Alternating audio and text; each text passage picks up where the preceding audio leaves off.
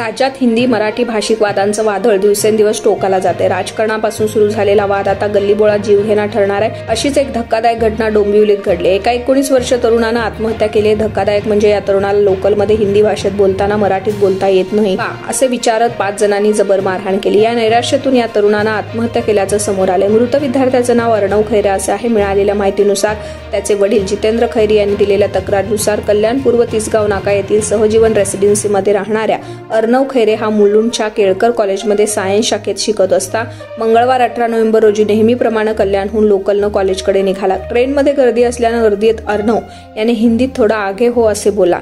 इतक्यात आजूबाजूच्या 4 ते 5 जणांच्या टोळ्यांनी तुला मराठी बोलता येत नाही का अशी विचारणा करत तू मराठी बोलण्याची लाज वाटते का असे म्हणत त्याला ठोशांनी बुक्क्यांनी मारहाण केली। या घटनेने घाबरलेला अर्णव ठाणे स्टेशनला उतरला आणि मागील लोकलने मुलुंडला गेला आणि प्रॅक्टिकल पूर्ण केलं। पण मानसिक तणावामुळे कॉलेज अर्धवट सोडून दुपारी घरात परतला। याच दरम्यान अर्णवनं वडिलांना फोन करून घडलेला सर्व प्रकार सांगितला। सायंकाळी 7च्या सुमारास वडील घरी आले असता घराचा दरवाजा आतून बंद होता। अर्णव बराच वेळ बाहेर न आल्यानं कुटुंबियांना संशय आला। त्यांनी अर्णवला वारंवार हाक मारूनही तो बाहेर आला नाही, म्हणून शेजारच्यांच्या मदतीनं दार उघडण्यात आलं। बेडरूममध्ये अर्णवनं ओढीनं गळफास घेतल्याचं आढळून आलं। अर्णवला तातडीनं रुक्मिणीबाई हॉस्पिटलमध्ये नेले असता डॉक्टरांनी त्याला रात्री 9:05 वाजता मृत घोषित केले आहे। यानंतर त्यांच्या वडिलांनी कोळशेवाडी पोलीस ठाण्यात प्रकरणी जबाब नोंदवला। पोलिसांनी नोंद करत वडिलांच्या जबाबानुसार तपास सुरू केलाय।